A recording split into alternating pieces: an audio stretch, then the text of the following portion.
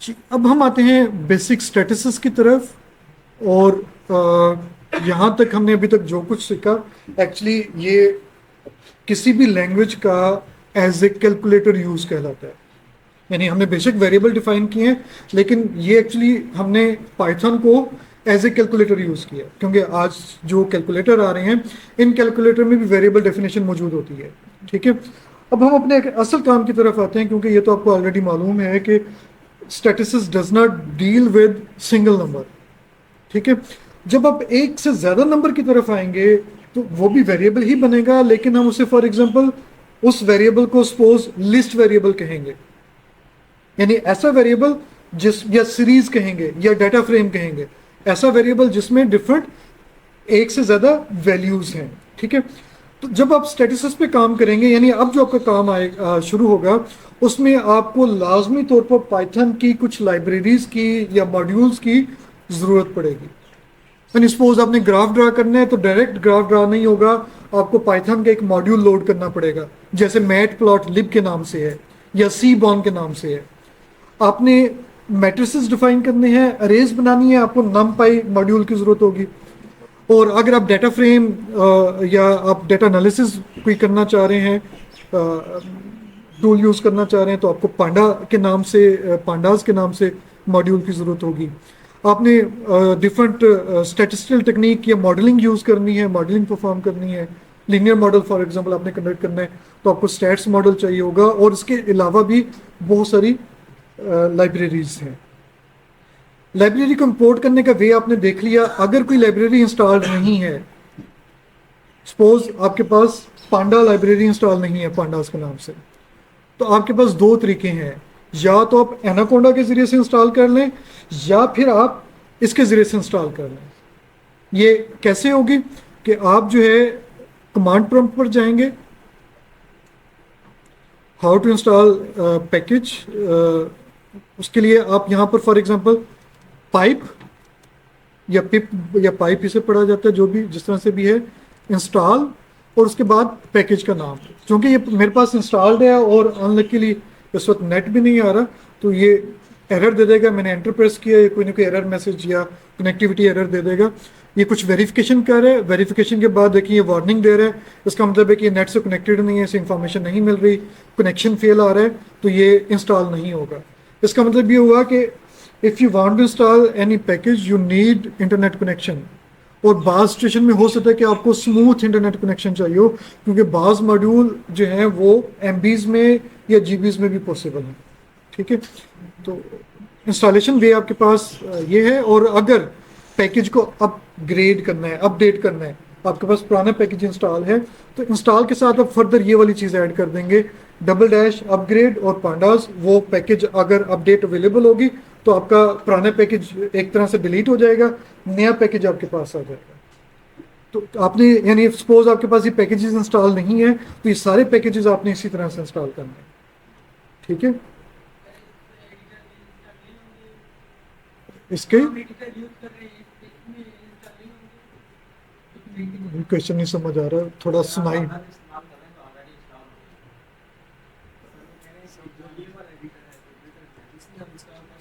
हाँ जी, आप इसमें इंस्टॉल कर सकते हैं। मैंने इसमें इसलिए डिमॉन्स्ट्रेट नहीं किया कि आपको आइडिया हो जाए कि सिर्फ आपके पास सिंगल प्लेस नहीं है इंस्टॉलेशन की, आपके पास मुख्तलिफ प्लेसेस हैं। ठीक है, तो आप यहाँ पे भी इंस्टॉल कर सकते हैं। और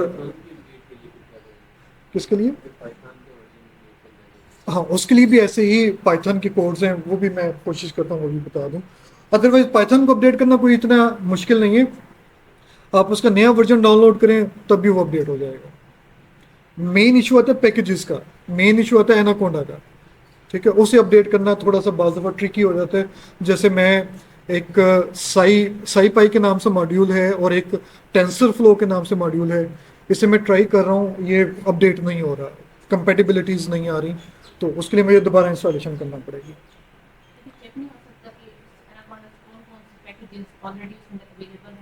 हाँ जी, वो आप चेक कर सकते हैं, वो चेक कर सकते हैं उसकी, आप यानी आपके पास लिस्ट अवेलेबल है। लेकिन फिलहाल अगर हम इन चीज़ों की तरफ मेरे ख्याल में जाएंगे तो काफ़ी टाइम वेस्ट हो जाएगा। ठीक है, अदरवाइज बड़े सिंपल से तरीके मौजूद हैं, आप इसकी सिंपल सी कमांड डायर या इवन हेल्प के साथ भी आप इसे वो कर सकते हैं। ये तो वर्जन बदल वेरी करेगा ना कि नहीं अगर देखिए, वर्जन पैकेज का नाम फॉर एग्जांपल पांडाज है तो पांडाज ही रहेगा। नहीं नहीं हाँ। एनाकोंडा के अंदर जो है अगर लेटेस्ट वर्जन है तो फिर उसके अंदर पैकेजेस की लिस्ट कुछ और होगी, ओल्ड होगा तो फिर उसकी पैकेजेस की लिस्ट कुछ और होगी। यही जो जिसको हम ये लाइब्रेरी का वर्ड यूज कर रहे हैं, मॉड्यूल का वर्ड। ये पाइथन जो हमने एनाकोंडा इंस्टॉल की है, ये उसका नेविगेटर का व्यू है। इसमें आपके पास वो चीज़ें जो इंस्टॉल्ड हैं सॉफ्टवेयर की सूरत में वो अवेलेबल हैं। जैसे पाइचार्म ये इंस्टॉल्ड नहीं है, आप इसे इंस्टॉल कर सकते हैं। ठीक है, एनाकोंडा टूल बॉक्स के नाम से है, उसकी इसने शॉर्ट डिस्क्रिप्शन दी हुई है, ये आप लॉन्च कर सकते हैं, यानी ये ऑलरेडी इंस्टॉल्ड है। एनाकोंडा क्लाउड नोटबुक प्रॉम्प्ट है, जुपिटर लैब के नाम से है, जुपिटर नोटबुक है, ये जिनके साथ लॉन्च लिखा हुआ है ये ऑलरेडी एनाकोडा के साथ इंस्टॉल हो गए हैं, ये सॉफ्टवेयर्स हैं एक्चुअली। ठीक है, और इसी तरह से आप देखें इसमें आर स्टूडियो है, ये इंस्टॉल्ड नहीं है, आप चाहें तो इंस्टॉल कर लें। फिर आर स्टूडियो भी पाइथन के मुताबिक काम करेगा, यानी आप उसमें पाइथन का स्क्रिप्ट भी लिख सकेंगे। ठीक है, इसके अलावा जब आप यहाँ पर आएंगे, ये इसकी डिफरेंट एप्लीकेशन थी, इंस्टॉल कौन कौन सी हैं, जो इंस्टॉल नहीं है वो कौन कौन सी हैं, और किन के अपडेट अवेलेबल हैं। देखिए किन के अपडेट अवेलेबल हैं, आपको यहाँ पे क्लिक करना पड़ेगा। ठीक है, यहाँ से अगर वो ऑप्शन अवेलेबल है तो आप उसे टिक कर देंगे, अपडेट हो जाएगा, अदरवाइज अपडेटेड वर्जन होगा। अदरवाइज आप इन्वायरमेंट में जाएंगे, ये पैकेजेस हैं, ये कौन से पैकेजेस हैं, ये वो पैकेजेस हैं जो इंस्टॉल्ड हैं। जो इंस्टॉल्ड नहीं है उसे क्लिक करेंगे तो उनकी लिस्ट आ जाएगी। अगर आपको कोई पैकेज चाहिए उसे क्लिक करें, नीचे अप्लाई का बटन होगा, इंस्टॉल हो जाएगा। अगर किसी की अपडेट देखना चाह रहे हैं तो अगर उसकी अपडेट अवेलेबल है तो वो आपके पास लिस्ट हो जाएगा, आपको बता देगा कि ये पैकेजेस हैं जिनकी अपडेट अवेलेबल है, सॉफ्टवेयर पैकेज अपडेट हो चुके हैं, आप इसे अपडेट कर लें। ठीक है, ये रिलेटिवली थोड़ा आसान हो जाता है। और कुछ पूछना हो?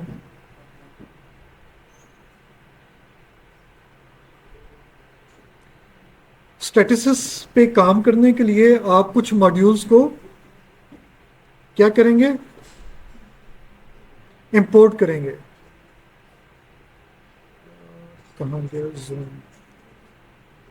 जैसे मैंने यहां पर 3 पैकेजेस लोड किए हैं, pandas as PD, NumPy as NP, और एक स्टैटिस्टिक्स का मॉड्यूल है, बिल्ट इन मॉड्यूल है, स्टैट के नाम से हमने किया।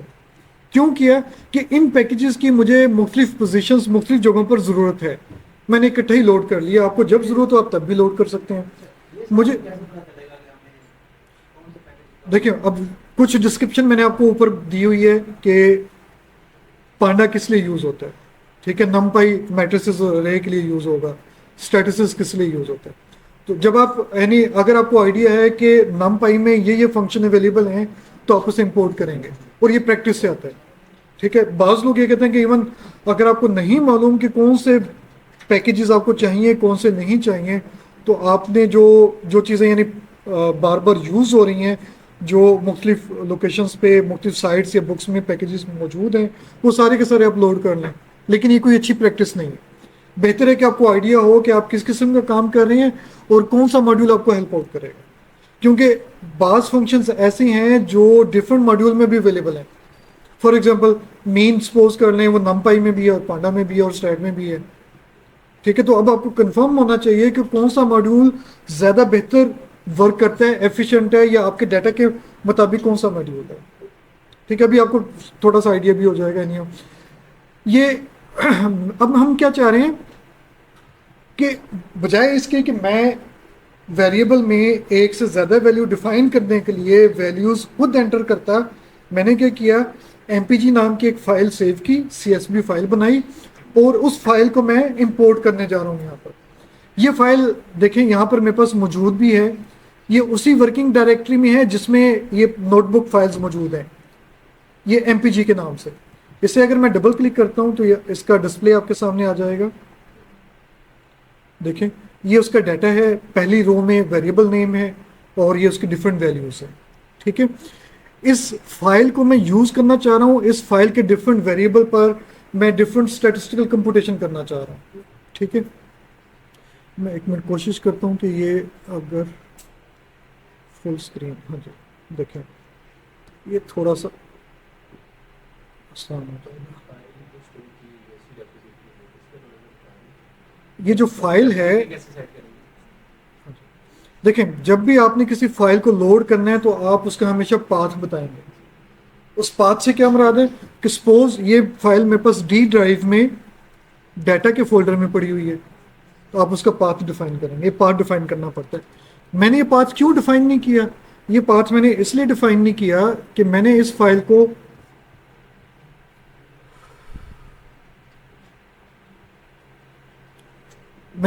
कहां पे सेव किया हुआ अपने कंप्यूटर में?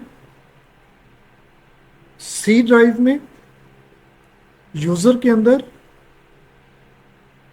इसके बाद जो इसका यूजर है, पाइथन वर्कशॉप का एक फोल्डर है, और उसके अंदर ये mpg.csv की फाइल है। क्योंकि जहां पर नोटबुक पड़ी हुई है वहीं पर डाटा फाइल है, तो इसे मुझे पाथ देने की जरूरत नहीं पड़ी। और मेरे ख्याल में ज़्यादा बेस्ट वे यही होता है कि आप जिस डाटा पे काम कर रहे हैं आप अपनी डाटा फाइल को उसी फोल्डर में रखें, ताकि पाथ के इशू ना आए। बाद में पाथ के इश्यूज में क्या होता है कि आप काम किसी और फाइल पे कर रहे होते हैं, लोड कोई और फाइल और होती है। ठीक है, तो ये फाइल यहाँ पे लोड, यानी हाँ जी, आप क्या करेंगे, जिस कंप्यूटर में जाएंगे, ये यहाँ पर इसका पाथ भी आ रहा होगा, जिस कंप्यूटर में जाएंगे सी ड्राइव, डी ड्राइव या जहाँ पे भी आपकी इंस्टॉल है उसमें जाएंगे। यानी इस वक्त मेरे पास सी ड्राइव में इंस्टॉल है, सी ड्राइव को ओपन करेंगे, उसमें यूजर्स का फोल्डर होगा, यूजर्स में जाएंगे, यूजर्स में आपने जिस नाम से यूजर बनाया हुआ है उस फोल्डर को ओपन करेंगे।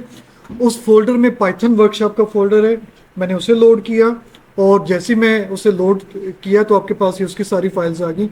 ये वो फाइल्स हैं जो इस वक्त जुपिटर नोटबुक में रन होने वाली हैं, या रन हो रही हैं, या कंपाइल हो रही हैं।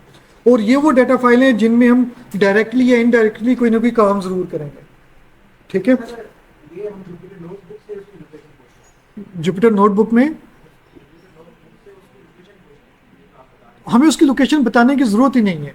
जुपिटर नोटबुक से लोकेशन बताने की जरूरत नहीं है। जुपिटर नोटबुक को पता है कि ये फाइल कहां से पिक, उसके लिए एक वर्ड यूज होता है वर्किंग डायरेक्टरी। आपने जिस डायरेक्टरी पे आप काम कर रहे हैं, देखें जैसे मैं इसे क्लिक करता हूं तो ये वर्किंग डायरेक्टरी मेरे पास ओपन है, मैं इस डायरेक्टरी पे काम कर रहा हूं, ऑलरेडी इसमें मौजूद है, इसीलिए ये लोड हो गया। ठीक है, आप इस तरह के क्वेश्चन थोड़े से अर्ली पूछ रहे हैं मुझसे, मैंने इनके आगे चीजें रखी हुई हैं। उन पाथ में आपको इवन वेबसाइट का पाथ भी बताऊंगा कि वेबसाइट लिंक आप देंगे तो वेबसाइट पे अवेलेबल फाइल आप कैसे जो है, क्वेश्चन करने से मैं मना नहीं कर रहा, लेकिन मैं जो चीज़ें बताना चाह रहा हूँ शायद वो फिर कवर ना हो। मैं चाह रहा हूँ कि मैं मैक्सिमम आपको पाइथन के यूज़ के हवाले से बता रहा हूँ। हर सॉफ्टवेयर की, हाँ, इसीलिए इसे वर्किंग डायरेक्टरी कहा जाता है कि आप जिस डायरेक्टरी पे काम कर रहे हैं वो डायरेक्टरी जो है उससे फाइल लोड होगी। ठीक है, तो इस वक्त ये जो mpg.csv की फाइल लोड हो रही है ये वर्किंग डायरेक्टरी से लोड हो रही है।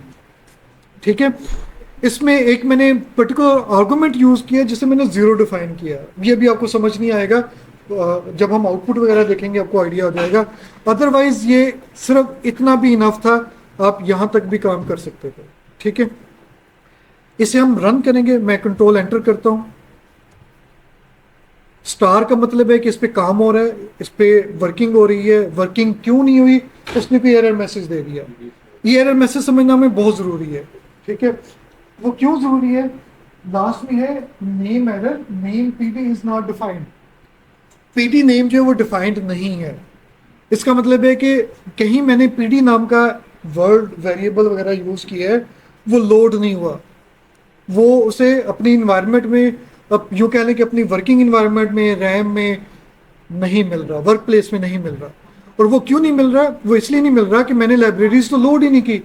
जिस लाइब्रेरी ने इस फाइल को रीड कर कर डाटा आपको इंपोर्ट करके दिखाना था, वो उसके फंक्शंस आपने वर्किंग ही नहीं किए। ठीक है, तो इसका मतलब ये हुआ कि सबसे पहले I have to import all this library, और इस डाटा के लिहाज से एक्चुअली पांडास की लाइब्रेरी कम अज कम इंपोर्ट होनी चाहिए थी, ताकि आप जो है पांडास के जरिए से, पांडा लाइब्रेरी के जरिए से अपनी फाइल, डाटा फाइल को लोड कर रहे हैं। अब हम इसे रन करके देखते हैं। तो ये देखें, ये रन हो गई, हमें कोई आउटकम नहीं मिली, लेकिन इस नंबर के आने का मतलब ये है कि this command successfully run and have some output in a variable और इन सम फंक्शन। या तो आपका कोई फंक्शन है वो प्रॉपर एग्जीक्यूट हो चुका है, वो वर्क कर चुका है, कंप्यूटेशन हो चुकी है, या वेरिएबल को की वैल्यू असाइन हो चुकी है। अब वो वेरिएबल को क्या वैल्यू असाइन हुई है हमारे लिए बड़ा ज़रूरी है वो चेक करना, और उसके लिए हेड फंक्शन यूज होता है। यहां पर हमने कौन सा वेरिएबल बनाया है? डाटा। ठीक है, अब ये डाटा सिंगल वैल्यू कंटेन नहीं करता।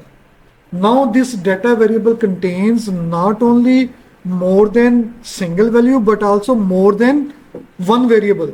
एक से ज्यादा वेरिएबल या कॉलम भी है और एक से ज्यादा रोज भी हैं। यानी अब आपके पास डाटा पॉइंट्स बेशुमार एग्जिस्ट करते हैं। उन्हें कंफर्म करने के लिए, डाटा की इंफॉर्मेशन को पिक करने के लिए आप क्या करेंगे? इस वेरिएबल के साथ डॉट नोटेशन यूज करते हुए हेड और पैरेंथेसिस की कमांड यूज करेंगे।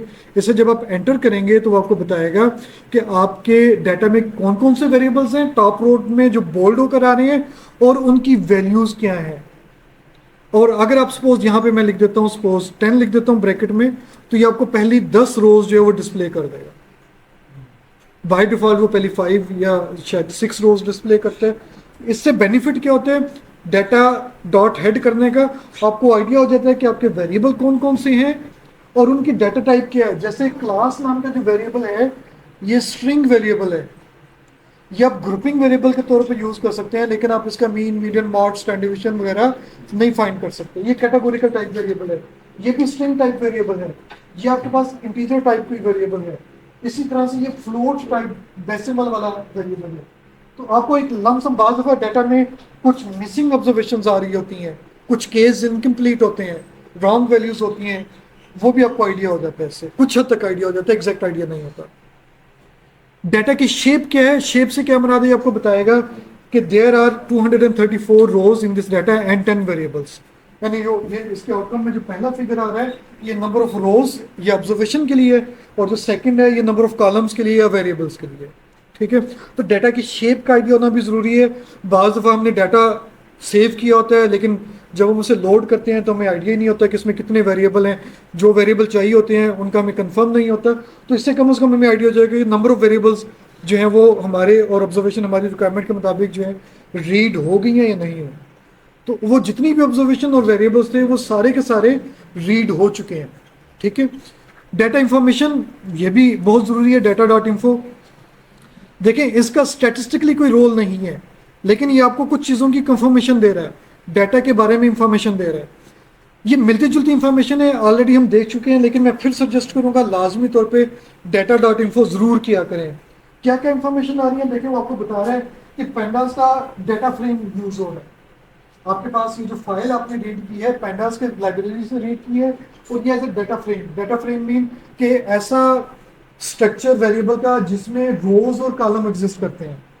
2 वे डायमेंशनल टाइप आपके पास डाटा फाइल है। इंडेक्स 234 एंट्रीज यानी रोज हैं, 1 to 34 यानी उसकी ये उसने 1 से लेकर 234 तक की इंडेक्सिंग आपको बताया। कितने कॉलम्स हैं? 10 कॉलम्स हैं। कॉलम के नेम्स क्या हैं?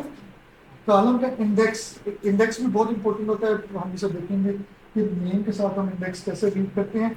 इस तरह से उसमें कोई नल वैल्यू है या नहीं है, किसी भी वेरिएबल में नल वैल्यू या मिसिंग ऑब्जर्वेशन नहीं है, नो नल लिखा हुआ है, नॉन नल लिखा हुआ है।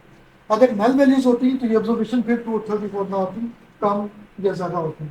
उनकी टाइप क्या है? ऑब्जेक्ट का मतलब है कि स्ट्रिंग टाइप है, यानी इसमें अल्फाबेट्स हैं। ठीक है, ये फ्लोट यानी डेसिमल टाइप है, ये इंटीजर टाइप है।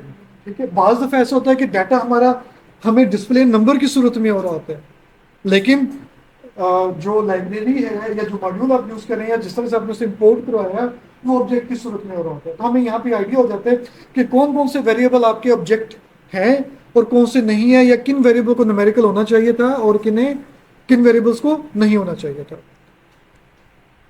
इन कंफर्मेशंस के बाद अब आप इस पर डिस्क्रिप्टिव की तरफ आएंगे। अब तक हमने जो कुछ भी सीखा है उसे मिक्स कर हम डिफरेंट डिस्क्रिप्टिव स्टैटिसेस परफॉर्म करेंगे। ठीक है, कुछ चीज़ें बड़ी सेल्फ एक्सप्लेनेटरी हैं, होपफुली आपको देखते ही आइडिया हो गया होगा कि यहाँ पर हम क्या कैलकुलेट करने जा रहे हैं और किन किन कमांड्स की हेल्प ले रहे हैं। कुछ की मैंने यहाँ पर हिंट भी दी हुई है। कोई भी लाइन, कोई भी स्टेटमेंट, कोई भी सेंटेंस अगर नंबर साइन के साथ आ रहा है तो इसका मतलब ये है कि पाइथन उसे कंपाइल, उसका इंटरप्रेटर उसे कंपाइल नहीं करेगा, वो आउटकम के तौर पे यूज नहीं होगा, वो सिर्फ सिर्फ आपकी हेल्प के लिए है। मसलन मैंने क्या लिखा हुआ है उसकी हेल्प में कि मीन ऑफ अ वेरिएबल, मैं किसी वेरिएबल का मीन कैलकुलेट करना चाह रहा हूं।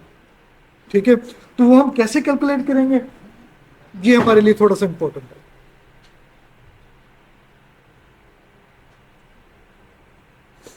पहला काम हम क्या करते हैं कि अगर मैं सिर्फ डाटा लिखता हूं तो ये डाटा आपके पास सारा का सारा डिस्प्ले हो जाएगा, कुछ शुरू की वैल्यूज और कुछ आखिरी वैल्यूज, क्योंकि 234 वैल्यू सारी की सारी नहीं आएंगी, कुछ अपर पार्ट और कुछ लोअर पार्ट बाकी मिसिंग आ जाएगा। लेकिन मुझे ये काम नहीं करना था, मुझे तो चाहिए था किसी वेरिएबल पे कैलकुलेशन। तो अगर आपने किसी वेरिएबल पे कैलकुलेशन करनी है तो आप ब्रैकेट में उसका नाम सिंगल कोट या डबल कोट में लिख देंगे, जैसे HWY मैंने वहां पे लिखा हुआ है, आप कोई और वेरिएबल ले लें। मैं इसे एंटर करता हूं तो अब क्या होगा कि सिर्फ सिर्फ HWY के वेरिएबल चाहिए, सिर्फ वही डिस्प्ले हुआ, यानी अब यही वेरिएबल यूज हो रहा है। आप चाहें तो उसे किसी वेरिएबल में असाइन भी कर लें, ये भी मुमकिन है। ठीक है, गो के मैंने यहां पर ऐसा काम नहीं किया, मैंने डायरेक्ट क्या किया कि इस वेरिएबल को कॉल किया, रिट्रीव किया पूरे डाटा से कि डाटा में HWY, ये विजिबल है या और जूम कर दूं जी, यहाँ पे हम क्या कर रहे हैं कि HWY के वेरिएबल हमने रिट्रीव किया पूरे डाटा से, और numpy से, ये देखें मुझे NP से फौरी तौर पे आइडिया हो गया कि numpy एज NP मैंने लिया हुआ था, तो np.mean, np.mean का मतलब है कि numpy की लाइब्रेरी में mean का एक मेथड मौजूद है, उस मेथड को यूज करते हुए इस वेरिएबल पे कैलकुलेशन परफॉर्म कर देनी है। ठीक है, इससे पहले मैंने अपनी हिंट के तौर पर यह भी लिखा हुआ है कि मीन या एवरेज वैल्यू क्या है। ठीक है, ऐसे ही मैंने मीडियन, मिनिमम और मैक्सिमम प्रिंट करवाया। तो अब कैलकुलेशन किस पे करेंगे, फाइल जो हमने लोड की है उसमें 10 वेरिएबल है, मुझे सिर्फ HWY में काम करना है। हाँ जी, ओहो, पॉइंट समझे। अगर मैं इस पे मीन डॉट डाटा करता हूँ, आप ये कहते हैं कि मैं इसे मीन डॉट डाटा कर दूं, हाँ जी, ये वाला, ये सिर्फ मैंने इस पार्ट को समझाने के लिए किया है कि एक्चुअली HWY आया कहाँ से और कैसे काम कर रहा है। न्यूमेरिक टाइप है, और पूरे डाटा फ्रेम को एक ही वक्त में यूज करने की बजाय हम सिंगल वेरिएबल पे काम करना चाह रहे हैं। ठीक है, ये आपकी चॉइस है, आप उसे अलग अलग वेरिएबल स्टोर कर लें, लेकिन ये आमतौर पे कोई इतना अच्छा वे काउंट नहीं होता। बाज़ दफ़ा छोटे मोटे काम के लिए तो ठीक है, लेकिन अगर आप हर वेरिएबल को डाटा फाइल से रिट्रीव कर अलग अलग लें फिर उस पर कैलकुलेशन परफॉर्म करें, तो ये कोई गुड वे नहीं है प्रोग्रामिंग की सेंस में। काम आपका हो जाएगा, रिजल्ट में कोई इशू नहीं आएगा। ठीक है, हमने यहाँ पे अगेन क्या किया, दोबारा फिर समझ लें कि पूरी डाटा फाइल में से सिंगल वेरिएबल एक सिलेक्ट किया जिस पे हम इंटरेस्टेड थे, जिस पे हम कुछ कंप्यूटेशन परफॉर्म करना चाह रहे थे, उस पे हमने numpy से मीन कैलकुलेट कर लिया। बाकी आपने इसे कैसे प्रिंट करवाना है ये आप पे डिपेंड करता है, आप ये हिंट साथ लेना चाह रहे हैं, नहीं लेना चाह रहे, आप इसका भी एक अलग से डाटा बनाना चाह रहे हैं। हर प्रोग्रामिंग के अपने अप्स, एडवांटेजेस, डिसएडवांटेजेस होते हैं, हर एक की वर्किंग एनवायरनमेंट डिफरेंट होती है। हमें यहाँ पे उस तरह से अटैच करने की ज़रूरत ही नहीं है। ठीक है, वहाँ पे अटैचिंग में टेक्निकल एक प्रॉब्लम भी आती है, शायद आपने कभी ऑब्जर्व किया हो, मास्किंग के नाम से। ठीक है, तो मेरे ख्याल में ये शायद इसी वजह से अवॉइड करने के लिए उसे किया हुआ है, अदरवाइज आपके पास वो पूरा डाटा अवेलेबल है, आप बड़ी आसानी से सक्सेस कर सकते हैं। इसी तरह से हमने यहाँ पर मीडियन भी कैलकुलेट किया, मिनिमम वेरिएंस भी, मिनिमम और मैक्सिमम भी कैलकुलेट किया। इनमें अगर कोई चीज़, कोई पॉइंट कंफ्यूज कर रहा है तो आप पूछ सकते हैं, अदरवाइज मेरे ख्याल में ये अब तक सेल्फ एक्सप्लेनेटरी है। जी जी जी जी जी। नहीं, अभी अभी हम उस स्टेज पे एक तो नहीं है, और दूसरा जो है अभी उसके लिए हमें थोड़ी सी और एक्सपर्टीज चाहिए, थोड़ा सा वेट करना। अब देखें, यही आउटपुट एक डिफरेंट वे से आपको फॉर्मेट कर कर दिखाई गई है। हो सकता है कि आपने जब अपने रिजल्ट्स रिपोर्ट करना हो तो आपको किसी खास वे से इंटरप्रेट करना हो, खास वे से राइट करना हो, तो ये भी प्रिंट करवाने के जरिए से पॉसिबल है। काम हमने वही किया है, सिर्फ मैंने उसकी प्रिंटिंग चेंज कर दी है। देखिए आंसर्स वही हैं जो ऊपर आपको डिस्प्ले आ रहे हैं, ठीक है, लेकिन मैंने यहाँ पर राउंड फंक्शन यूज कर दिया या मैंने उसका फॉर्मेट चेंज कर दिया। ठीक है, ये पॉसिबल हो सकता है बाद दफा कि आप अपनी आउटपुट को इस तरह से कैप्चर करना चाहें। ठीक है, अगर थोड़ा सा वेट करें जी। दिस इज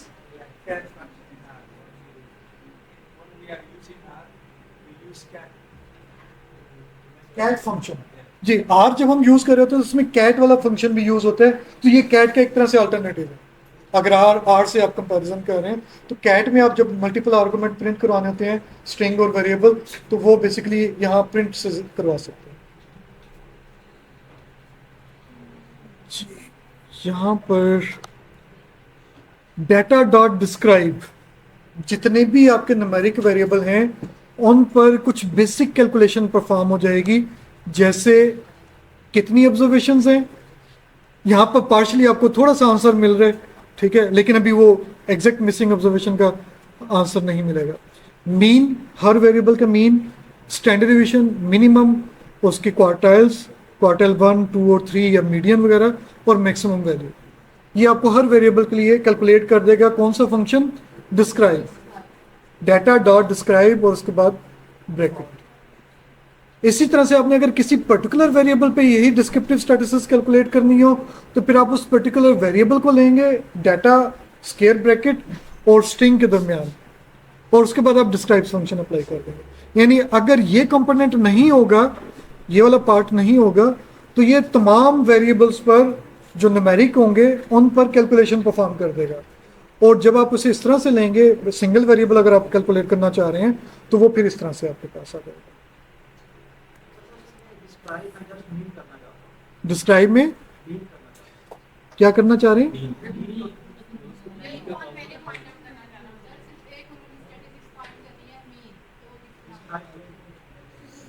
नहीं, जब मेन का फंक्शन, मेन का जब फंक्शन अवेलेबल है तो हमें डिस्क्राइब फंक्शन क्यों यूज करें? पहला क्वेश्चन तो ये रोज होता है ना, ठीक है। दूसरा है कि इसकी ऑप्शन भी मौजूद है, वो भी मैं बताने नेक्स्ट आ रहा है वो क्वेश्चन, उसका आंसर, ठीक है। तो जब आपने एक से ज्यादा वेरिएबल लेने हो, आप ये चाहते हैं कि डिस्क्राइब कैलकुलेट हो, एक से ज्यादा हो, तो फिर आप उसे डबल स्क्वायर ब्रैकेट में पुट करेंगे।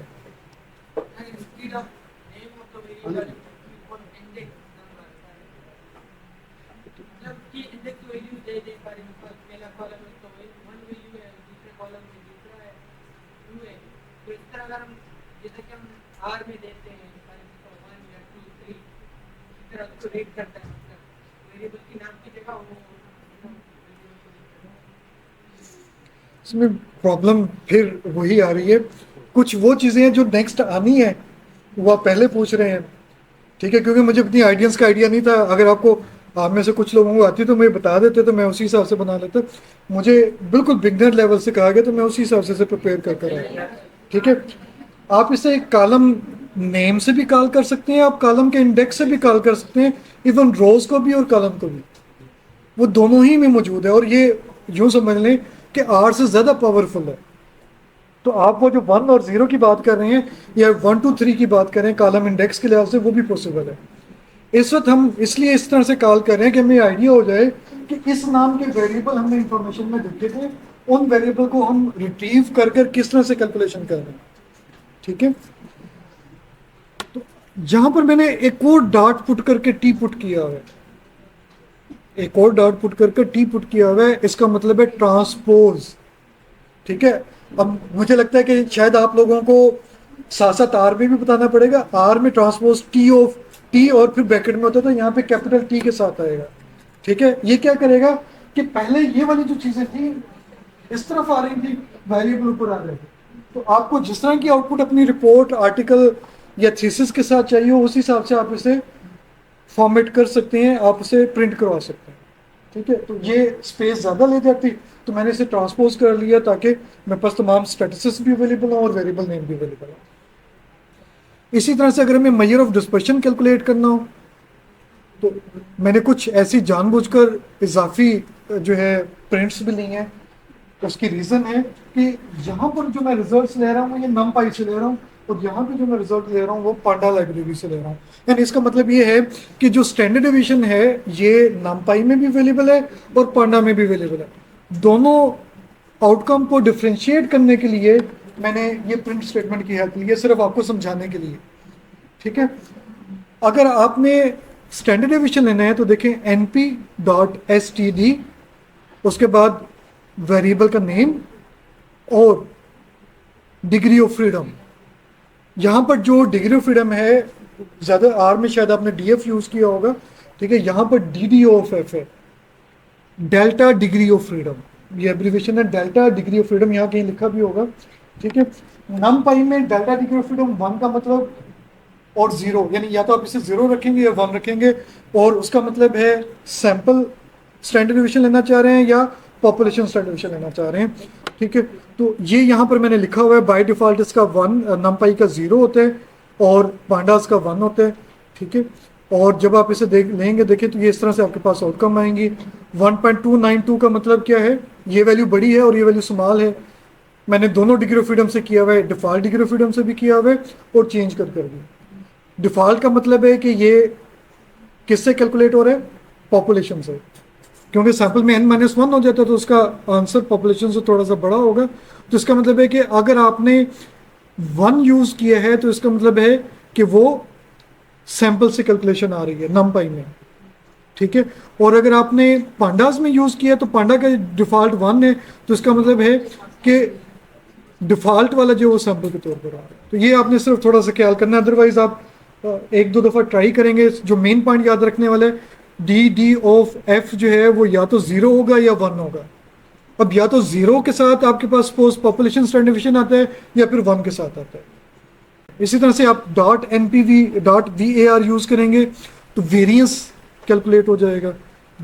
.std था स्टैंडर्ड डिवीजन के लिए, var वेरिएंस के लिए है। रेंज का डायरेक्ट कोई फंक्शन नहीं है, लेकिन आप चाहें तो उसे कैलकुलेट कर सकते हैं। ये नमपाई से यूज़ हो रहा है मैक्सिमम वैल्यू, और ये किसी वेरिएबल की मिनिमम वैल्यू और उनका डिफरेंस। और ये बिल्ट इन फंक्शन अगर आपने यूज़ करना है फिर डॉट मैक्स ऑफ ब्रैकेट आपने लिखना। आप यहाँ पे यही चीज़ देख लें, याद करने वाली है कि कुछ फंक्शंस ऐसे हैं जो डॉट नोटेशन से इस तरह से यूज़ हो रहे हैं। हम यहाँ पे क्या करें, लाइब्रेरी का एलियस ले रहे हैं कि इस लाइब्रेरी से मैक्स को पिक करना है और उसकी ब्रैकेट में हमने डाटा का नाम लिया। ये जो बिल्ट इन फंक्शन है यहाँ पे हमने क्या किया, पहले डाटा का नाम आ रहा है, या ये बल्कि उससे पांडा से होगा, डाटा फ्रेम से तो पांडा से आ रहा है तो पहले डाटा और उसके बाद मैक्स का फंक्शन। मैक्स में हमने कोई आर्गुमेंट नहीं दिया। तो इसका मतलब ये हुआ कि डिफरेंट जो पैकेजेस हैं उनकी वर्किंग थोड़ी बहुत इस तरह से डिफरेंट हो सकती है। या तो आप पहले लाइब्रेरी लेंगे उसके बाद फंक्शन आ रहा होगा, या फिर फंक्शन डॉट नोटेशन के साथ एंड में आ रहा होगा।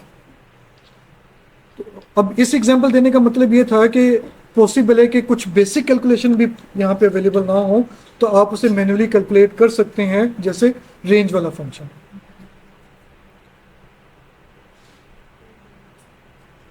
ये स्टैंडर्ड एरर ऑफ मीन है। देखें ये वो जो उस वक्त बता रहा था रन नहीं हो रहा था, तो इस नोटपैड में ये भी बड़ी पावर है इस वाले से कि लेटेक्स की कमांड जो है वो एडिटेबल भी मौजूद है और ये कंपाइल भी हो जाती है। ठीक है,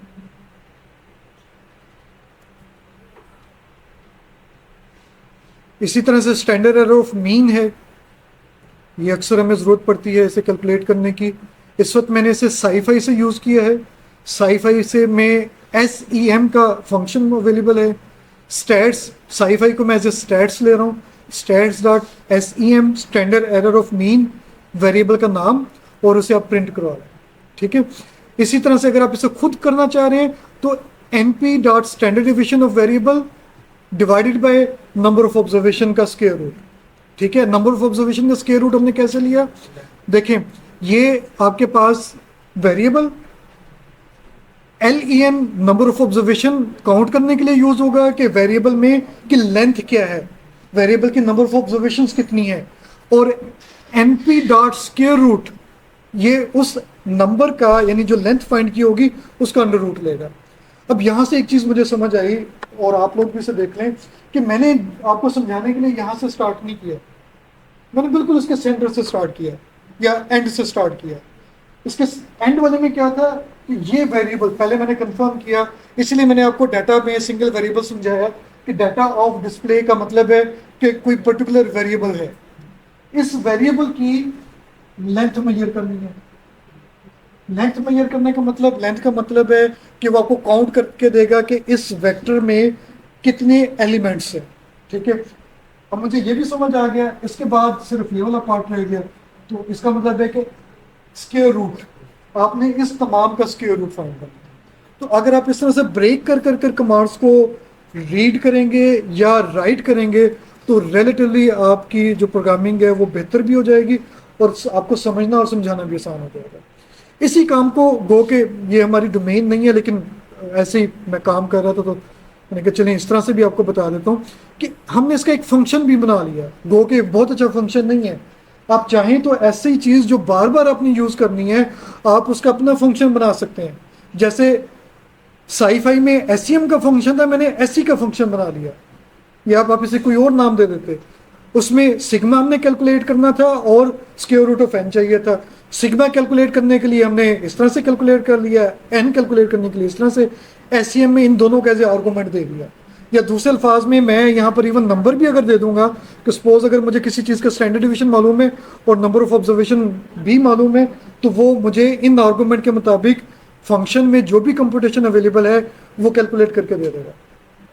ठीक है, इस वक्त क्या होगा, 10 divided by square root of 5 calculate होगा। अगर मैं ये सिग्मा और n यूज करूंगा तो सिग्मा में जो भी कैलकुलेशन आएंगी और n में जो भी रिजल्ट आएगा उस पर कैलकुलेशन परफॉर्म है। तो आप अपने फंक्शंस भी जी yes, we can define different functions or calculation ourselves. Next शायद मैंने कोई फंक्शन नहीं बनाया हुआ लेकिन कुछ ऐसी कैलकुलेशन है जैसे कॉन्फिडेंस इंटरवल है, मैनुअल कैलकुलेट किया हुआ है, आप उसका अपना फंक्शन खुद बना सकते हैं। और अपना फंक्शन बनाने में आसानी ये होती है कि यू कैन री use the function again and again. आपने फॉर लूप आप यूज करें उसमें उसी फंक्शन को, बजाय इसके कि आप इन लाइन ऑफ कोड को बार बार आप राइट करें डिफरेंट जगहों पे, आप उस फंक्शन को कॉल करते रहें। इस तरह के बेनिफिट्स आपके पास आ जाते हैं।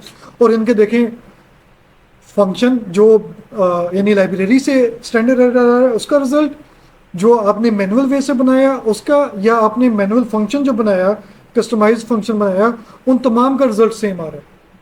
ठीक है, तो ये बेसिकली मैंने कंफर्मेशन भी की थी साथ साथ कि जो मैं फंक्शन बना रहा हूँ या जो मैनुअल कैलकुलेशन कर रहा हूँ उसमें कोई एरर तो नहीं है। तो आपकी कंफर्मेशन भी आपको बार दफ़ा साथ साथ चाहिए होती है। अब एक एम्पिरिकल रूल आपने पढ़ा होगा कि अगर आप मीन में से कुछ वैल्यू प्लस माइनस कर दें स्टैंडर्ड डिवीजन तो एक खास नंबर ऑफ ऑब्जर्वेशन एक रेंज में लाई करेगी। एम्पिरिकल रूल यानी तकरीबन 68% ऑब्जर्वेशन जो है वो 1 स्टैंडर्ड डिवीजन के बिटवीन लाई करती हैं प्लस माइनस। इस तरह से ऑलमोस्ट 97 के करीब और इस तरह से 99% ऑब्जर्वेशन। ये मैंने इसे चेक करने के लिए कोड राइट किया है और वेरिएबल हमने डिफाइन कर लिए जो जो हमें चाहिए थे। और यहाँ पे हिंट भी दी हुई है कि मैं plus minus 1 standard division rule check करना चाह रहा हूँ। डिस्प्ले का वेरिएबल उसका मैंने मीन और स्टैंडर्ड डिवीजन कैलकुलेट कर लिया। किसी को मीन और स्टैंडर्ड डिवीजन समझने में डिफिकल्टी अगर है तो बता दो। पहली जो 3 लाइंस है इसमें कोई भी अगर इशू है तो, यानी आपको ये समझ आ रहा है कि data of display dot mean का मतलब है कि डिस्प्ले नाम के वेरिएबल पर जो डाटा फाइल थी उसमें उसका मीन कैलकुलेट होकर मीन के वेरिएबल में स्टोर हो जाएगा, और ऐसी डिस्प्ले नाम के वेरिएबल का स्टैंडर्ड डिवीजन कैलकुलेट होगा और वो SD में सेव हो जाएगा। ठीक है, लोअर लिमिट हम लेते हैं mean minus 1 multiply by standard division. 1 multiply करने की जरूरत नहीं थी लेकिन हम सिर्फ समझाने के लिए ये मैंने पुट किया हुआ है कि 1 स्टैंडर्ड डिवीजन की हम बात कर रहे हैं तो लोअर लिमिट और अपर लिमिट हमने फाइंड करना है। ठीक है, इस लोअर लिमिट और अपर लिमिट को हम प्रिंट भी कर लेते हैं। ये उसकी लोअर लिमिट है और ये उसकी अपर लिमिट। मैंने प्रिंट किया हुआ, मैं कंपाइल नहीं कर रहा, टाइम सेव करना चाह रहा हूँ। हम ये देखना चाह रहे हैं कि कितने परसेंट इंफॉर्मेशन जो है वो इस स्टैंडर्ड डिवीजन में लाई कर रही है या लाई नहीं कर रही, कौन सी वैल्यूज फॉल्स हैं, कौन सी ट्रू हैं। तो यहाँ पर हमने लॉजिकल ऑपरेटर्स की हेल्प ली है। ये आपका वेरिएबल कंप्लीट, उसकी 234 ऑब्जर्वेशंस 1 by 1 कंपेयर होंगी लोअर लिमिट की वैल्यू यानी 2.1798 समथिंग से। और हम क्या कह रहे हैं कि या तो इसकी सपोज ऑब्जर्वेशन नंबर 1 बड़ी हो या बराबर हो लोअर लिमिट पे, ऐसी ऑब्जर्वेशन नंबर 2, 3, 4 एंड 5, और फिर हमने लोअर अपर लिमिट भी कंपेयर ऐसे ही की। यहाँ पर हमने लेस देन और इक्वल टू का लिया। इन दोनों के दरमियान एंड ऑपरेटर है, ये अगेन एक फर्दर ऑपरेटर है, कंडीशन अप्लाई करने में हेल्पफुल होता है कि if this is true and this is true, यानी डिस्प्ले की ऑब्जर्वेशन अगर इससे बड़ी या बराबर हो जाती है उसे ट्रू काउंट करना है, और अगर ये लेस देन अपर लिमिट से या बराबर हो जाती है इसे भी ट्रू काउंट करना है। अगर ये दोनों ही ट्रू हो जाए तो फाइनल हमें ट्रू दे देना। यानी दो डिफरेंट कैलकुलेशंस हैं, उन्हें हमने ऐड के साथ मर्ज एक तरह से किया, उनमें फर्दर हम ट्रूनेस चेक कर रहे हैं उसकी, और उसे हमने स्टोर करवा लिया रिजल्ट के नाम से RES में, और उसे हम प्रिंट करने जा रहे हैं। तो देखें उसने क्या किया कि पहली ऑब्जर्वेशन को कंपेयर किया लोअर लिमिट से, उसी ऑब्जर्वेशन को अपर लिमिट से कंपेयर किया, दोनों ट्रू नहीं थी तो फॉल्स आ गया। ऐसी second observation, third, fourth, fifth, और एवं जो लास्ट ऑब्जर्वेशन है ये भी लोअर लिमिट और अपर लिमिट से कंपेयर हुई। अगर दोनों का आंसर ट्रू था तो ट्रू रिटर्न हो गया, और अगर फॉल्स था किसी भी एक का तो फॉल्स रिटर्न हो गया। और उसके बाद हमने इसे सम किया, इस तरह से हमने इसे सम करके परसेंटेज ली, तो ऑलमोस्ट देखें 65 के करीब जो परसेंटेज है वो लाई कर रही है। ये जब भी आप इसे रन करेंगे, क्योंकि सेम डाटा सेम पे अप्लाई हो रहे हैं, तो ये observation within one standard almost lie कर रही है। ठीक है, इसके बाद फर्दर अगर आप आए, इसी चीज़ को मैंने 2 स्टैंडर्ड डिवीजन पे भी किया हुआ है, तो ये देखें इसका 97.8 समथिंग के करीब आ रहा है। कोड अगर आप देखें तो एक माइनर सी चेंज है, 1 की जगह पे सिर्फ 2 लिखा हुआ है, बाकी सारा मैकेनिज्म वैसे ही है। 3 के लिए आप खुद ट्राई कर लीजिएगा कि आपने 3 स्टैंडर्ड डिवीजन पे 99 पॉइंट समथिंग जो चेक करना है वो आप कैसे चेक करेंगे। कोड्स यही रहेंगे, सिर्फ आपने स्टैंडर्ड डिवीजन से मल्टीप्लिकेशन को चेंज करना है। इससे एफिशिएंट वे भी किया जा सकता था, नंबर ऑफ लाइंस हम कम भी कर सकते थे, लेकिन चूंकि सिर्फ समझाना चाह रहे थे तो इस वजह से जी स्कोर आपने कैलकुलेट करना है, स्टैंडर्डाइजेशन आपने करनी है, तो वो आप यहाँ पर कर सकते हैं। इसके लिए मैंने क्या किया कि एक बिल्ट इन डाटा यूज किया। आयरस का नाम, आयरस नाम का एक डाटा है, आयरस फ्लावर डाटा भी इसे कहते हैं बाज लोग। इसमें हमने किसी वेरिएबल का जी स्कोर कैलकुलेट करना है, स्टैंडर्डाइज स्कोर कैलकुलेट करना है। तो ये एक और पैकेज है विगा अंडरस्कोर डाटा सेट्स के नाम से। इसके अंदर बहुत सारे डाटा सेट्स मौजूद हैं, उनमें से एक आयरस नाम का डाटा है। बजाय इसके कि हम MPG वाला डाटा यूज करते, अब पाइथन में यूँ समझ लें कि जो बिल्ट इन डाटा जो पाइथन के साथ ही समझने आया है या किसी लाइब्रेरी के अंदर डाटा मौजूद है, हम उसे यूज करना चाह रहे हैं। उसका हमने हेड भी चेक कर लिया, ठीक है, उसकी यानी हेड मीन के उसकी इनिशियल ऑब्जर्वेशन हमने नोट कर ली। उसके बाद ये कुछ इंफॉर्मेशन है, ये मैं जूम आउट करके आपको बताता हूँ, क्योंकि इसी डाटा को बेस कर कर हमने आगे बहुत कुछ डिस्कस करना है। ये आयरस का फ्लावर है, ये उसकी पेटल्स की इंडिकेशंस है, ये उसकी सिंपल है, उनकी विड्थ और लेंथ कैसे मेजर की गई है, और ये डाटा सेट की ऑब्जर्वेशंस और वेरिएबल्स हैं। ये ऑब्जर्वेशंस हैं और ये वेरिएबल्स आपके पास है। Simple length, simple width, petal length, petal width, और ये उसकी टाइप्स हैं, क्लासिफिकेशन है, सिटोसा, वर्सिकुलर और वर्जिनिका, ये 3 टाइप्स हैं। और इसका डाटा माइनिंग में या मशीन लर्निंग में इस डाटा का बड़ा यूज़ किया जाता है, इसलिए मैंने इसे बेस बनाया कि इसे ज़्यादा से ज़्यादा डिस्कस किया जाए क्लासिफिकेशन के हवाले से। डाटा हमने लोड कर लिया, हमारे पास अवेलेबल है। अब हम इसकी इंफो चेक कर लेते हैं। इंफो देखें, वैसे ही उसने बता दिया ऑब्जर्वेशन आपके पास, उनके टाइप्स वगैरह बता दी। जी स्कोर कैलकुलेट करने के लिए साईपाई में जी स्कोर की कमांड मौजूद है। साईपाई में जी स्कोर की कमांड मौजूद है, आप इसे यूज करेंगे और ये सिंपल लेंथ पे अप्लाई हो रही है आयरस डाटा पर। ठीक है, यहाँ पे एक क्वेश्चन अरोज होता है कि मैंने यहाँ पे डाटा क्यों नहीं लिखा, इससे पहले मैं डाटा लिखता आ रहा था, यहाँ पे मैंने आयरस क्यों लिखा, किसका? हाँ जी, यहाँ पर मैंने क्या किया है कि इस डाटा को जब मैंने लोड करवाया है तो इस फाइल का नाम ही मैंने आयरस रखा है, मैंने इसका नाम डाटा नहीं रखा। तो जिस वेरिएबल में आपने जो चीज स्टोर करवाई है उसके लिहाज से ही आप उसे कॉल करेंगे। ठीक है, अभी हमने एक बात की कि अगर एक चीज पाइथन में या किसी का आर में कोई फंक्शन मौजूद है, लेकिन फंक्शन या अपनी एज सच नेम जिसको जैसे आगे से ये डाटा मौजूद था, इसी तरह एक और सिंबल हम दे देते हैं कि हम कहते हैं कि डिग्री ऑफ फ्रीडम का एक मतलब सिंबल है, आगे को मतलब डिग्री ऑफ फ्रीडम निकाल देंगे, तो उसको हम उन वर्ड्स को या उन सिंबल को हम ना वेरिएबल डिक्लेयर नहीं कर सकते।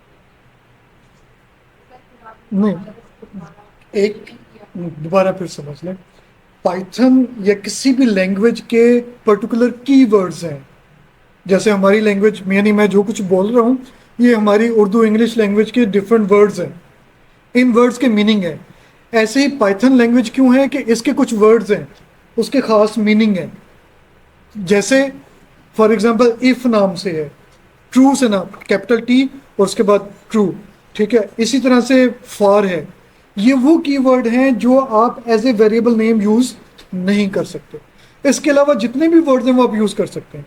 और एक और चीज यहां से समझ लें, जो समझ लें कि एक तरह से मिस भी हो गई है, आपने कहीं पे वेरिएबल एक्स डिफाइन किया इनिशियल लाइन में, आपने कहा एक्स इज इक्वल टू 2, आपने एक्स पे कैलकुलेशंस की और दरमियान में या एंड पे या कहीं और आपने एक्स इज इक्वल टू 5 कर दिया या X is equal to X square कर दिया सपोज करें, तो अब क्या होगा कि आपका जो पुराना वेरिएबल था वो वैनिश हो जाएगा, उसकी वैल्यू ज़ाया हो जाएगी, ओवरराइट हो जाएगी। अगर वेरिएबल नेम सेम आप रख लेते हैं डिफरेंट पोजीशन पर, इनिशियल आपने एक्स डिफाइन किया, फिर आपने एक्स डिफाइन कर दिया, तो जो प्रीवियस वेरिएबल है उसकी वैल्यू ओमिट हो जाएगी, अरेज हो जाएगी, उसकी जगह पे नई कैलकुलेशन आपके पास आ जाएगी। इस चीज़ से कोशिश करनी है आपने अवॉइड करना। यानी इवन अगर आपका वेरिएबल कोई यूज में नहीं भी है तो मेरा फिर भी मशवरा है, यानी आपने एक्स को शुरू में यूज करना था, मेरा फिर भी मशवरा है कि आप उस वेरिएबल को कभी भी रिप्लेस ना करें, उसे रहने दें, उसे एज कभी भी जरूरत पड़ सकती है। ठीक है, तो जी स्कोर के लिए डॉट जी स्कोर के नाम से साईफाई में फंक्शन है, आप इसे यूज करेंगे, स्टैंडर्डाइज स्कोर आ जाएगा। अब यहाँ पे मैंने एक नया काम किया है एक्चुअल में, तो मैंने यहाँ पर किसी वेरिएबल में स्टोर नहीं करवाया, वेरिएबल के साथ मैंने उसे एक और हिंट भी दे दी है कि आयरस में एक नया वेरिएबल जनरेट भी कर देना। यानी आयरस में पहले 5 कॉलम्स थे, अब ये 6 हो जाएंगे। क्यों कि आयरस में ये वेरिएबल तो एग्जिस्ट करता नहीं था, अब जी स्कोर का एक नया वेरिएबल भी बन जाएगा, वो आयरस का पार्ट ही बन जाएगा यहाँ से कैलकुलेट होकर। इसका एक और मतलब हुआ कि जैसे एमपीजी वाला था, सपोज एमपीजी किलोमीटर में था, आपने उसे माइल्स में कन्वर्ट करना है, माइल्स में था किलोमीटर में कन्वर्ट करना है, तो आप इस तरह से उसे कन्वर्जन कर सकते हैं। आपका प्रीवियस वेरिएबल भी रहेगा और न्यू वेरिएबल भी आ जाएगा। ये वेरिएबल आ गया और अब देखें यहाँ पर हमने वही +-2 वाला मैंने ट्राई किया, जी स्कोर पे कंडीशन इम्पोज कर दी, तो यहाँ पे एक्चुअली अब क्या हो रहा है, सिर्फ वो वैल्यूज जिनका जी स्कोर -2 और +2 के दरमियान आ रहा है उनकी वैल्यूज आपको डिस्प्ले हो रही है। यानी सपोज मुझे ऐसा ना, मुझे 234 ये 150 ऑब्जर्वेशन थी, 150 ऑब्जर्वेशन यूज नहीं करनी है, मुझे सिर्फ वो ऑब्जर्वेशन यूज करनी है जो विद इन 2 स्टैंडर्ड डिविएशन लाई करती हैं। मुझे अपने पूरा डाटा यूज नहीं करना, मुझे कोई खास टेक्निक यूज करनी है, मैं विद इन 2 स्टैंडर्ड डिविएशन वाली वैल्यूज यूज करना चाह रहा हूँ, तो मैंने जी स्कोर कैलकुलेट किया और सिर्फ वो वैल्यूज जो विद इन 2 स्टैंडर्ड डिविएशन लाई करती थी उन्हें कॉल किया, एक नया डाटा सेट बन जाएगा, इस पे आपने जो भी कैलकुलेशन करनी है वो आप अब कर सकते हैं। जी, एक तरह का फिल्टर है, आप इसे बेसिकली टेक्निकली इसे सब सेटिंग कहा जाता है। आपने डाटा के खास पार्ट अपनी रिक्वायरमेंट के मुताबिक एक्सट्रैक्ट कर लिए।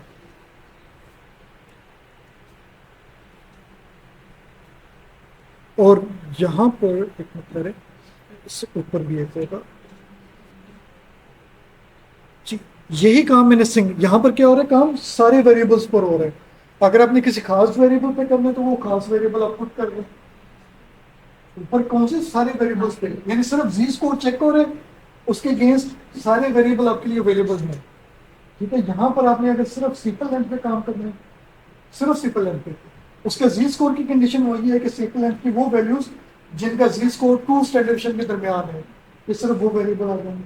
अगर एक से ज्यादा वेरिएबल आपको चाहिए तो आप स्क्वायर ब्रैकेट डबल यूज करेंगे तो तब ये हो जाएगा। और ये देखें कि ये वो वैल्यूज हैं जिनका Z score within 2 standard like होता है। ठीक है, यहाँ तक अगर कोई चीज समझ आ गई हो। जी जी पूछें। हाँ जी जी जी हाँ जी हाँ जी हाँ जी। अब देखें ना, ये कंडीशन अप्लाई हो रही है ना, it should be less than -2। Suppose आपके पास मेल का डाटा है, ठीक है, वैसे ये क्वेश्चन जो आपने पूछे वो यहाँ पे उसका आंसर भी मौजूद है, ये होगा। अब यहाँ पे मैं क्या कर रहा हूँ कि सिंपल लेंथ का वेरिएबल, इस पे मेरा इंटरेस्ट है, मैं सिर्फ इसे अलग करना चाह रहा हूँ। आइरिस की जो डिफरेंट स्पीसीज हैं, टाइप्स हैं, उनमें से मेरा इंटरेस्ट सिर्फ स्टोसा पर है। 50 फ्लावर ऐसे हैं जिनकी टाइप स्टोसा है। तो ये कमांड क्या करेगी कि वो फ्लावर जिनकी टाइप सिटोसा है उनकी सिंपल लेंथ अलग कर दे। यानी इस स्टोसा नाम में 50 सिंपल लेंथ स्टोर है, और वो सिर्फ किससे बिलोंग करती है, स्टोसा से। ऐसे ही मैंने वर्जिनिकल अदा किया हुआ है, ऐसे ही मैंने वर्सिकलर किया है। तो आप डिफरेंट, यानी किसी भी कैटेगरी वेरिएबल या किसी भी नंबर की कंडीशन के लिहाज से डिफरेंट ऑब्जर्वेशन एक्सट्रैक्ट कर सकते हैं या सबसेट कर सकते हैं। सिटोसा पर डिस्क्राइब किया, तो ये जो डिस्क्रिप्शन है ये सिर्फ और सिर्फ जो 50 फ्लावर हैं जिन आइरिस के जिनकी टाइप सिटोसा है उनकी सिंपल लेंथ की डिस्क्रिप्शंस हैं, यानी मीन है या मीडियन है या क्वार्टाइल्स हैं, स्टैंडर्ड डिवीजन और मिनिमम और मैक्सिमम। ठीक है, और गो के ये जो ग्राफ है इसकी अभी हमें ज़रूरत नहीं है, सिर्फ समझाने के लिए कि ये जो प्लॉट हमारे पास था, सॉरी डाटा जो हमने एक्सट्रैक्ट किया था सिटोसा का 50 ऑब्जर्वेशन सिंपल लेंथ के लिए, ये सिर्फ उनका एक लाइन प्लॉट है। उन 50 ऑब्जर्वेशन का सिंपल लेंथ का जस्ट एक लाइन प्लॉट है। और उसके लिए हमने क्या किया, मैट प्लॉट लिब की लाइब्रेरी को हमने कॉल किया, ठीक है, और उसे प्लॉट फंक्शन के जरिए से प्लॉट कर दिया। और ऐसे ही अब एक क्वेश्चन और रोज होता है, और वो क्वेश्चन क्या है कि अगर आपने डिफरेंट कैटेगरीज को डिस्क्राइब करना हो तो वो भी आप कर सकते हैं। तो देखिए डिस्क्राइब स्टोसा की कितनी टाइप है, वर्सिकुलर की कितनी है, वर्जिनिकल की कितनी है, काउंट किया गया है। और ये आपके पास इसकी डाटा टाइप क्या है वो आपको बता दी गई। इसके बाद एक बड़ा इंटरेस्टिंग हमारे पास फंक्शन है जो आपको लाजमी तौर पर पता होना चाहिए, वो है ग्रुप बाय का।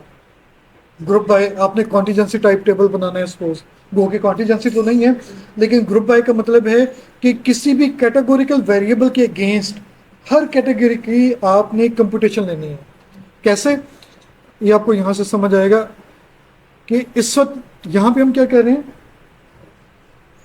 कि आइरिस डाटा में जितने भी वेरिएबल्स हैं, सिंपल लेंथ है, ट्रिपल लेंथ है, सिंपल विड्थ है, ट्रिपल विड्थ है, उन तमाम वेरिएबल्स का उनकी स्पीसीज के लिहाज से मिनिमम मैक्सिमम उनके क्वार्टाइल्स वगैरह रिपोर्ट करने हैं। तो उसके लिए हम क्या करेंगे, डाटा का नाम यानी आइरिस डॉट ग्रुप बाय, किसके लिहाज से ग्रुप करना चाह रहे हैं, ग्रुपिंग वेरिएबल, ये ग्रुपिंग वेरिएबल आ गया, और उस पर क्या करना चाह रहे हैं, डॉट डिस्क्राइब।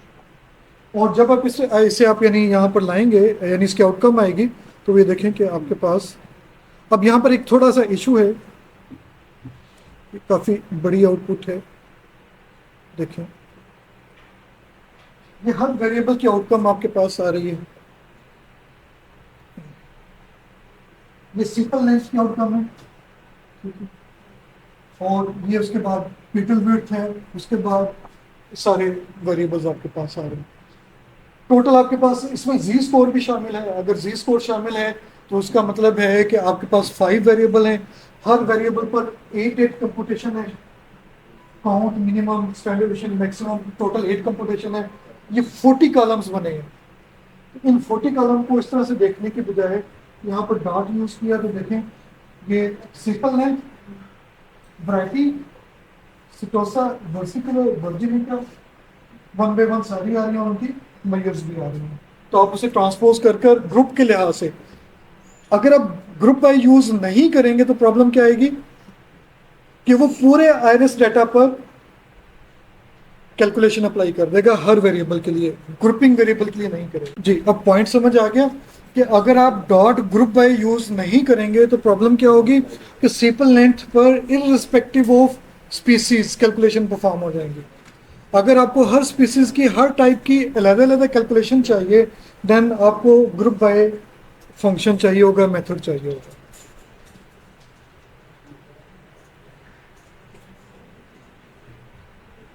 बाकी फर्दर एग्जांपल्स हैं इस वाले से कि जैसे मुझे तमाम कैलकुलेशन नहीं करनी, मुझे सिर्फ और सिर्फ क्वांटाइल चाहिए 25%, Q1 चाहिए, क्वांटाइल 1 चाहिए, तो देन देखिए वो सारी कमांड वही है, डॉट डिस्क्राइब के लिए क्वांटाइल 0.25 लिख लिया तो फर्स्ट क्वांटाइल आ जाएगा, फर्स्ट क्वांटाइल, तमाम वेरिएबल्स की आपके पास क्वांटाइल कैलकुलेट हो जाएंगे।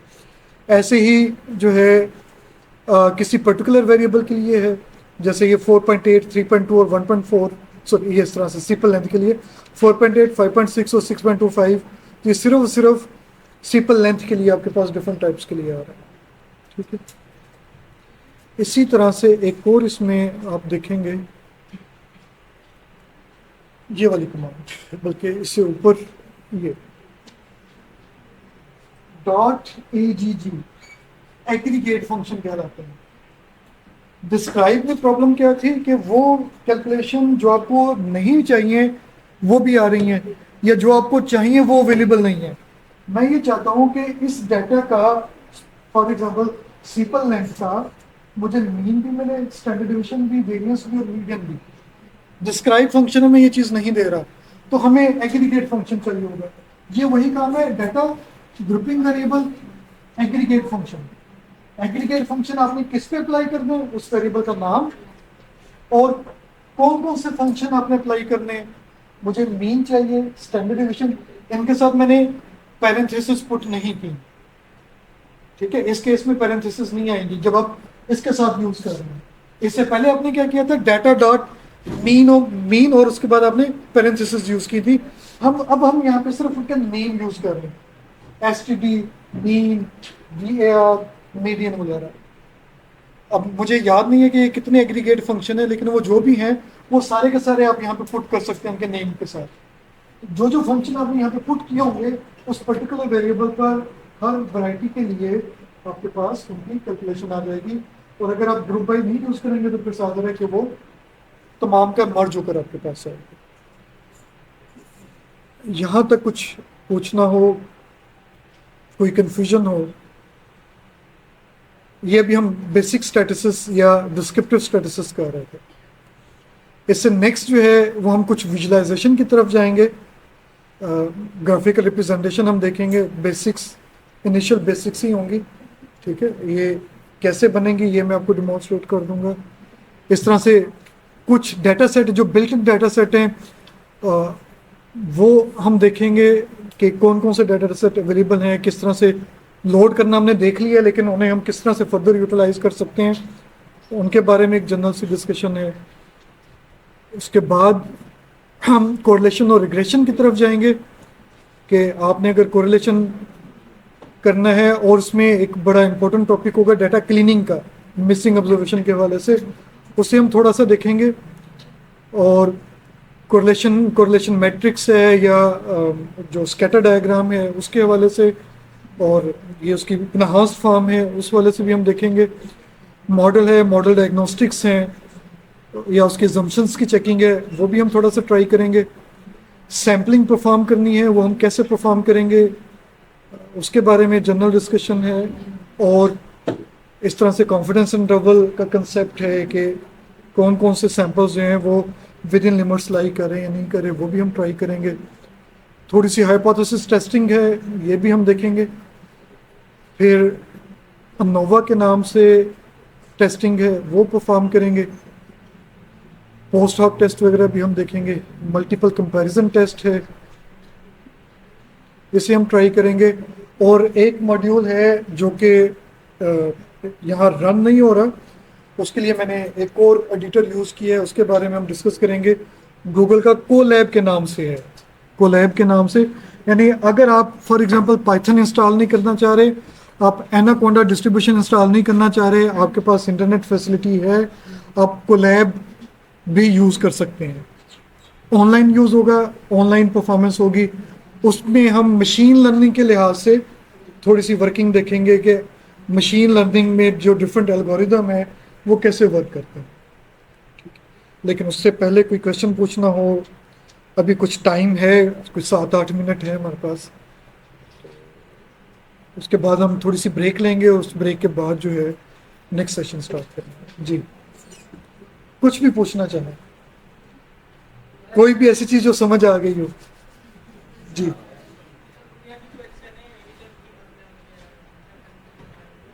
तो आवाज़ मतलब पहुँचती नहीं। जी,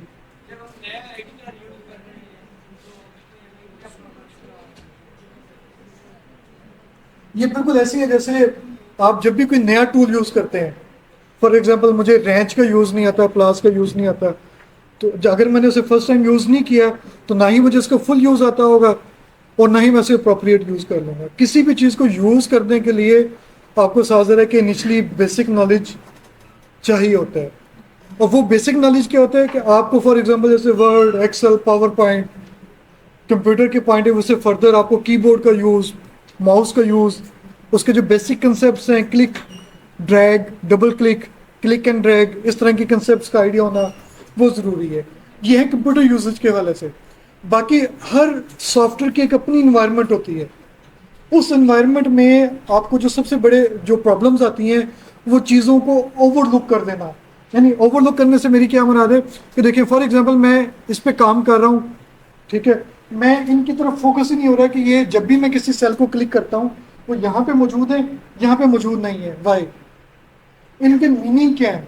अब इनकी कोई डिस्क्रिप्शन ऐसा आपको लिखी हुई नजर नहीं आ रही, लेकिन इनके इनके एक खास सिंबल्स बनी हुई है।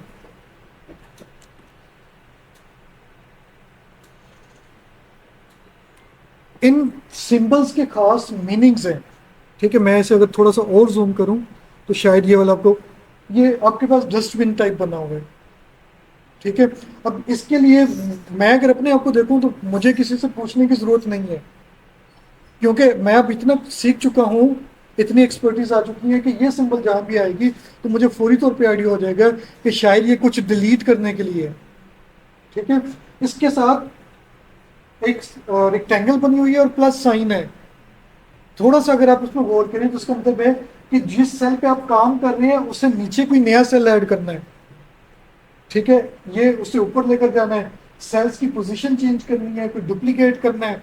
तो जब जब आप अपने एडिटर की जो इन्वायरमेंट है, उसके जो आइकन्स हैं, उसमें जो डायग्रामेटिकल रिप्रेजेंटेशंस हैं या जो वर्डिंग है, उन पे फोकस नहीं करेंगे तो वो आपके लिए हमेशा, आप इनिशियल स्टेज पे फर्स्ट लर्नर हो या आप एक्सपर्ट हो, ये प्रॉब्लम आएंगी।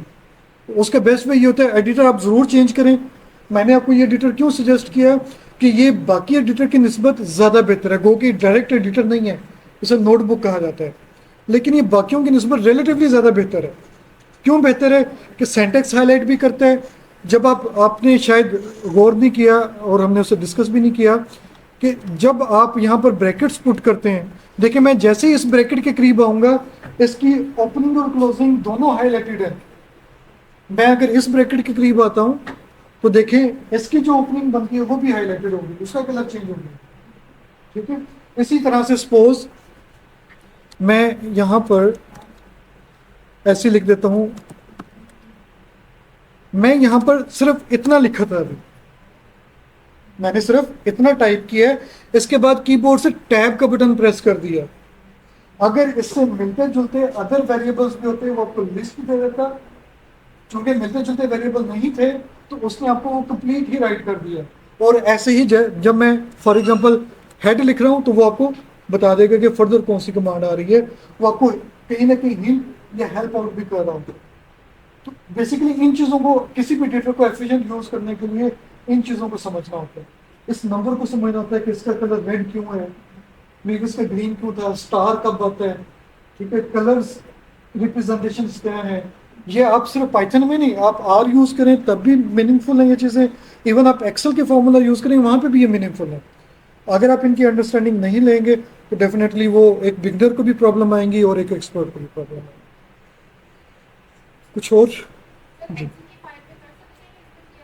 हाँ जी, एक्सेल की फाइल में भी हम कर सकते हैं। हम जिस डाटा पे हमने काम किया है इसे हम एक्सेल या सीएसवी में भी ले सकते हैं, इसके अलावा सॉफ्टवेयर भी कर सकते हैं। लेकिन मेरे ख्याल मैंने ज़्यादा फोकस सीएसवी पे की है।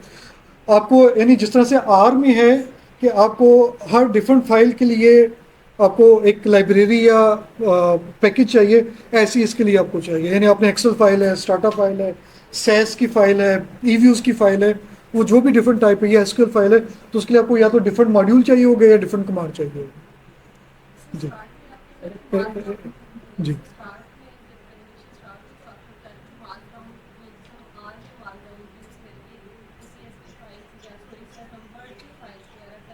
जी जी जी जी।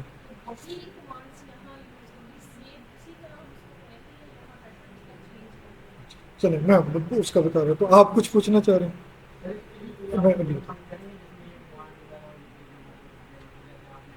अच्छा, इसमें जो पाइथन पे जो सबसे बड़ा इशू मुझे फील हुआ है, मैं बहुत अच्छा यूज़र तो नहीं हूँ लेकिन काफ़ी अर्से से यूज़ कर रहा हूँ। इसमें जो सबसे बड़ी प्रॉब्लम है इसके पैकेज के अप या प्रीवियस पैकेज की वजह से पॉसिबल है कि जो कमांड आपने कहीं से लर्न की है वो रन ही ना हो। ठीक है, तो इसलिए मैं इस वक्त आपको ये नहीं बता सकता कि आप फलां जो वेबसाइट है या फलां बुक है उसे फॉलो करें। ये अपडेट यानी वो कमांड्स, मैं अपने पुराना मटेरियल उठा रहा था इन्हें कंपाइल करने के लिए, तो मैं देख रहा था कि वो कमांड जो उस वक्त रन हो रही थी वो अब रन ही नहीं हो रही थी, उनके आर्गूमेंट ही चेंज हो रहे थे। ठीक है, कुछ आप शायद आप यहाँ पे भी एक दो कमांड देखेंगे, कुछ ऐसी कमांड्स हैं जो डेप्रिशिएट हो गई हैं, या कुछ के बारे में लिखा हुआ है कि फ्यूचर में ये डेप्रिशिएट हो जाएंगी, आप इसे इस तरह से यूज़ ही नहीं करेंगे। इसका सबसे बेस्ट वे ये होता है कि किसी भी यानी लैंग्वेज को या सॉफ्टवेयर को लर्न करने का कोशिश करें कि आप उस सॉफ्टवेयर की जो हेल्प है उसे रीड करें।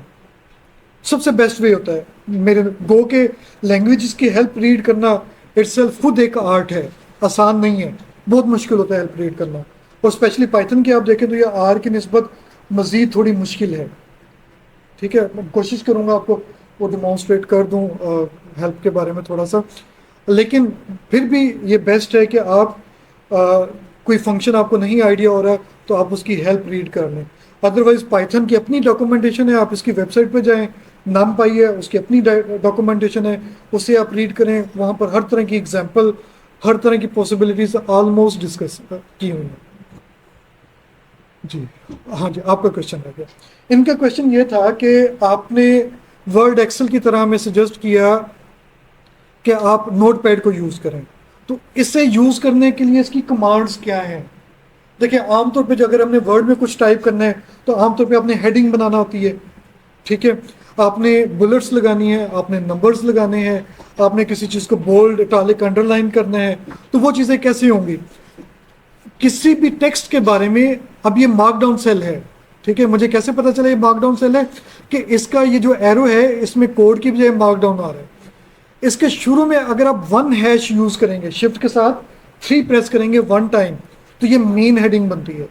अगर आप 2 टाइम यूज़ कर देंगे तो अब ये सब हेडिंग बन जाएगी। देखें, इसका फॉन्ट साइज भी जो है वो अपडेट होगा।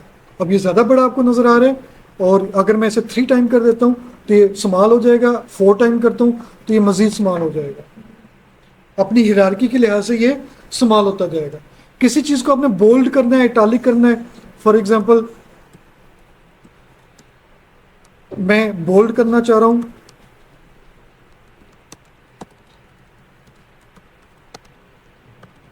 इसे आप अगर डबल स्टार में, और ये चीज़ें आप अगर देखें तो व्हाट्सएप में भी कुछ चीज़ें यूज़ हो रही हैं। ये मार्कडाउन लैंग्वेज व्हाट्सएप में भी यूज़ हो रही है, तो ऑलमोस्ट ये वही चीज़ है। उसी तरह की आपको कुछ कमांड्स देखना पड़ेंगी, यानी बोल्ड है, इटैलिक है, अंडरलाइन है, बुलेट्स आपने लगानी है। तो आप क्या करें, देखें स्टार पुट करें, स्पेस के साथ लिखना शुरू कर दें। ठीक है, बुलेट्स की फर्दर बुलेट बनानी है तो कुछ स्पेस के बाद फिर स्टार पुट कर दें। देखें उसका कलर भी चेंज हो गया।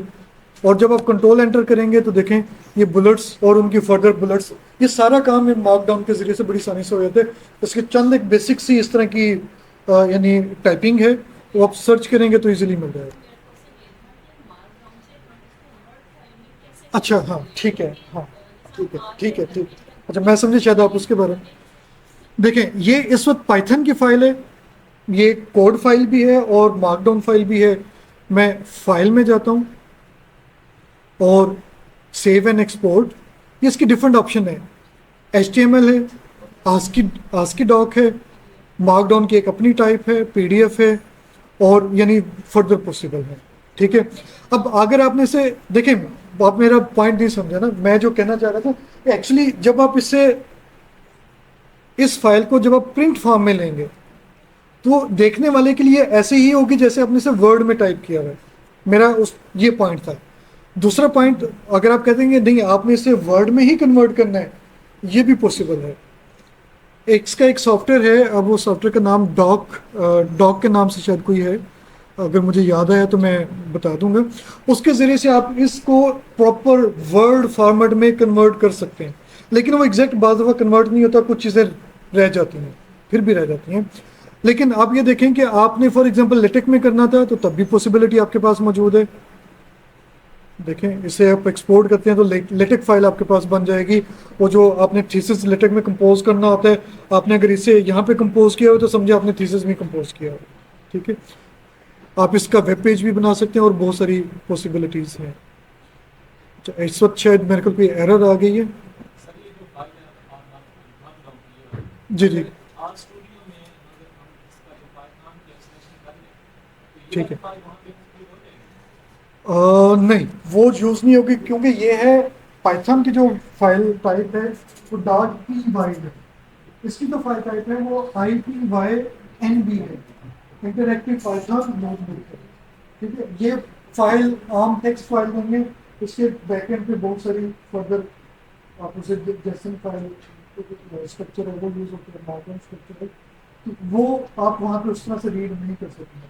हाँ ये हो सकता है कि अभी करंट कोई अपडेट ऐसी हो, मैं चेक कर लेता हूँ कि अगर उन्होंने आर स्टूडियो ने इसे अलाउ किया हुआ है करंट उसमें, तो हो सकता है कि आप इसे लोड कर सकें, वो चेक कर लें।